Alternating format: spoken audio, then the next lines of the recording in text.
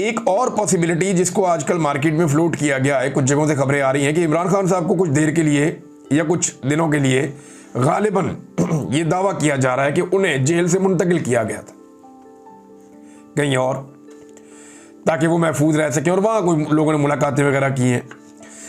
देखिए, इमरान खान साहब से मुलाकातें ये पहली दफ़ा नहीं हो रही। मैं माजी में आपको बाकायदा जब मेरे पास इंफॉर्मेशन थी तो बता चुका हूँ कि 2 काले रंग की फॉर्चुनर गाड़ियाँ वो जेल के अंदर एतवार वाले दिन दाखिल हुई और 2 मुलाकातों के बारे में मेरे पास डायरेक्ट इन्फॉर्मेशन है। लेकिन मुझे ये नहीं पता कि ये लोग कौन थे जो इमरान खान साहब से मिले थे।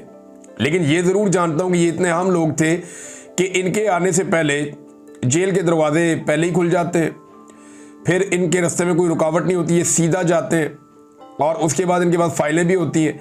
और जब ये बाहर निकलने लगते हैं तो इनकी गाड़ियाँ स्टार्ट होने से पहले जेल के दरवाजे खुल जाते हैं ताकि इनके ऊपर किसी की नज़र ना पड़े। ये आते हैं और आनन फानन चले जाते हैं और अंदर चंद घंटे गुजारते हैं। अब अंदर क्या करते हैं वो चीज़ें जो है अब किसी को नहीं पता, या तो इमरान खान जानते हैं या वो लोग जानते हैं जिनको ये मिलते हैं, या वो लोग जानते हैं जो मिलते हैं। बहरहाल ये खबरें पुरानी हैं और ये मुलाकातें चलती रहती हैं, तो इसके ऊपर डिफरेंट किस्म की चीज़ें आती रहेंगी, हम आपके साथ शेयर कर देंगे कोई भी सॉलिड इन्फॉर्मेशन होगी तो। लेकिन अभी जिनके पास इन्फॉर्मेशन है वो कह रहे हैं जी इमरान खान साहब से मुलाकात ज़रूर हुई है। अब आप आ जाए इस बात पे कि DGISPR ने भारत के जो अज़ाइम में पाकिस्तान का पानी रोकने का उसके ऊपर एक स्टेटमेंट दिया है, लेकिन हक़ाइक़ क्या है। DGISPR कहते हैं कि भारत पानी रोकने की हिम्मत नहीं कर सकता, अगर ऐसा हुआ तो दहाइयों तक उन्हें नताइज जो है वो महसूस होंगे। यानी भारत अगर पानी रोकेगा तो उसके नताइज जो हैं वो भारत को कई दहाइयों तक महसूस होंगे। अगर दरियाए सिंध का पानी रोका गया तो दहाइयों तक महसूस किए जाएंगे, ये खबरदार कर दिया लेफ्टिनेंट जनरल अहमद शरीफ ने। लेकिन एक सवाल और पैदा होता है कि दरियाए चनाब और दरियाए झेलम का पानी तो भारत रोक रहा है, पहले ही उनके ऊपर स्ट्रक्चर्स बना रहा है।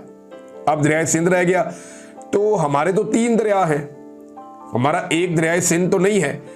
तो स्पेसिफिकली खबर के अंदर दरियाए सिंध का तस्करा है, दरियाए झेलम और दरियाए चनाब का तस्करा नहीं है, जिनके ऊपर डिफरेंट रिपोर्टों के मुताबिक भारत पहले से ही स्ट्रक्चर्स बना रहा है। वैसे पाकिस्तान का जो ज्यादातर इन्हिसार है वो दरियाए सिंध पे ही है और झेलम और चनाब का पानी भी दरियाए सिंध में ही जाता है। तो हो सकता है इस कॉन्टेक्स्ट में उन्होंने कहा कि दरियाए सिंध को कम करने की कोशिश अगर की गई तो वो झेलम और चनाब का पानी हो गया, या ऊपर से आपका जो दरियाए काबुल का पानी हो गया, दरियाए कुनहार का पानी हो गया, या आपका दरियाए सवात का पानी हो गया, ये सारे के सारे दरियाए सिंध में ही जाते हैं। और ये एक बहुत बड़ा दरिया नीचे फिर सिंध की जानिब रवाना होता है और समुंदर तक पहुंचता है और पूरे पाकिस्तान की सरजमीन को ये सैराब करता है। पाकिस्तान ने इसके ऊपर कुछ डैम्स बनाने थे, कुछ काम करने थे, पाकिस्तान कर नहीं पाया। भारत इस पानी को मोड़ने की जो है वो कोशिश कर रहा है। इसके ऊपर पाकिस्तान की जो ऑफिशियल्स हैं उन्होंने बाकायदा एक डाटा भी जारी किया कि भारत फलां चीज़ें कर रहा है। शुमाली जो उनके इलाके हैं वहाँ पे पानी लेकर जाना चाहता है उन दरियाओं का जो दरिया पाकिस्तान के हिस्से के हैं, या वर्ल्ड बैंक की रिपोर्ट के मुताबिक या सिंध-तास के मुआहदे के मुताबिक जो पाकिस्तान के दरिया हैं उनके जो पानी है उनके ऊपर पाकिस्तान का हक है, वो भारत मोड़ के शुमाल की तरफ लेकर जाना चाहता है। रॉयटर्स ने भी इसके ऊपर तहकीकाती रिपोर्ट जारी की है और रॉयटर्स की जो रिपोर्ट है वो बाकायदा पाकिस्तान में और दुनिया भर में छप चुकी है। तो आलमी इदारे भी बता रहे हैं, पाकिस्तान के अंदर जो ऑफिशियल्स हैं वो भी बता रहे हैं, लेकिन DGISPR ने कहा पाकिस्तान के पास ऑप्शन क्या है।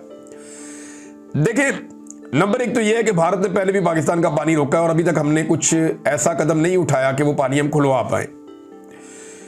एक हम ये कर पाएंगे कि आलमी दबाव बढ़ाने की कोशिश करें, दुनिया को जंग का खौफ दिलाएंगे, भारत की और पाकिस्तान की बड़ी खौफनाक जंग हो जाएगी, आप लोग बिला वजह मर जाएंगे, ये एटमी जंग हो सकती है, लिहाजा भारत को मजबूर करेंगे वो पाकिस्तान का पानी छोड़ दे।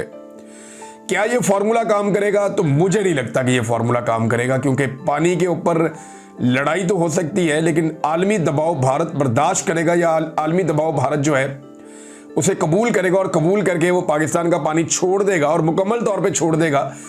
जो भारत की डिटाई है उससे अंदाजा होता है कि वो ऐसा नहीं करेगा। तो फिर दूसरा रास्ता क्या है कि आपको वो स्ट्रक्चर्स रास्ते से हटाने पड़ेंगे या वो मंसूबे हटाने पड़ेंगे जो पाकिस्तान के पानियों के ऊपर भारत कब्जा करने के लिए बनाएगा। उसका जवाब आपके पास है, क्योंकि DGISPR ने बताया कि पाकिस्तान के अंदर जो डैम्स हैं या जो पावर प्रोजेक्ट हैं उनके ऊपर भारत ने बाकायदा अपने मिसाइल दागे थे, उनके ऊपर भारत ने हमला किया था, जुज़वी तौर पे उनको थोड़ा बहुत नुकसान भी हुआ था। जिसके बाद पाकिस्तानियों की तरफ से बहुत ज़्यादा ये मुतालबा किया गया कि पाकिस्तान भी उन वाटर स्ट्रक्चर्स को तबाह करे जो भारत ने पाकिस्तान के पानियों के ऊपर बनाए हैं और बिला जवाब बनाए हैं।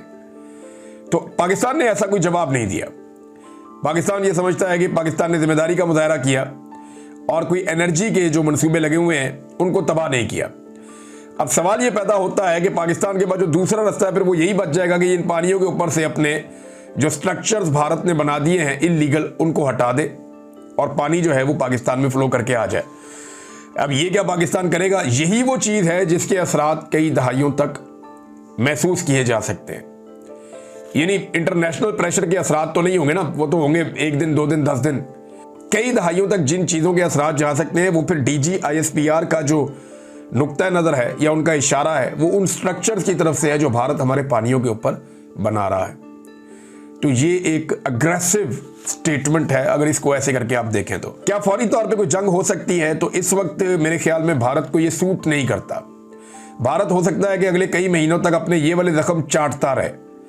देखिए, लड़ाई के अंदर कुछ सीखने के लिए चीज़ें पाकिस्तान के लिए भी है, कुछ भारत के लिए भी है। हमारा एयर डिफेंस सिस्टम उस तरीके से काम नहीं किया जिस तरह हमारी एयरफोर्स ने कमाल करके दिखाया। कुछ जगहों पे हमें सीखना पड़ेगा कि 24 मिसाइल भारत ने दागे, वो 24 के 24 आकर अपने टारगेट पे लगे, हम उनमें से रोक नहीं पाए।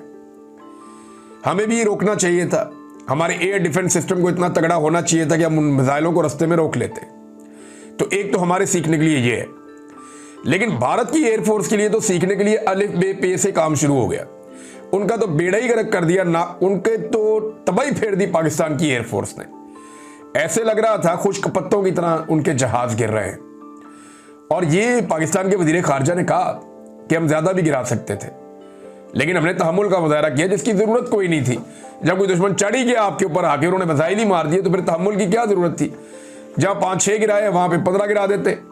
जरा भारत को भी पता चलता, पूरी दुनिया में आवाज जाती कि जनाब पंगा लेने का नुकसान क्या होता है। पाकिस्तान ने एक और बड़ी खबर पाकिस्तान से आई है और ये भारत का जो एक दावा था उसका जवाब आया है। इसहाक डार साहब ने यह जवाब दिया है। भारत ने यह दावा किया था, खासतौर पे भारत के जो वजीर खारजा हैं जयशंकर, उन्होंने यह दावा किया था कि उन्होंने पाकिस्तान के ऊपर हमला करने से पहले पेशगी पाकिस्तान को मुत्तला किया था। पाकिस्तान को पहले से बता दिया था कि जनाब आपकी फला फला जगहों पे हम अटैक करने जा रहे हैं, हम किसी मिलिट्री इंस्टॉलेशन को निशाना नहीं बनाएंगे, हम किसी सिविलियन जगह पे नहीं मारेंगे, हमारी नुक्ता नजर में ये लोग दहशतगर्द हैं, इनके ऊपर हम अटैक करने आ रहे हैं, तो आप रास्ते में ना आए। तो भारत ने यह दावा किया, जनाब हमने तो ये कहा था पाकिस्तान को, हमने पहले से बताया था, लेकिन पाकिस्तान की एयरफोर्स ने हमारे जहाजों को निशाना बना दिया उसके बाद, जब हमने अपने टारगेट हिट कर लिए तो, और उसके बाद लड़ाई बढ़ गई। अब इसको मुस्तरद कर दिया इसहाक डार साहब ने।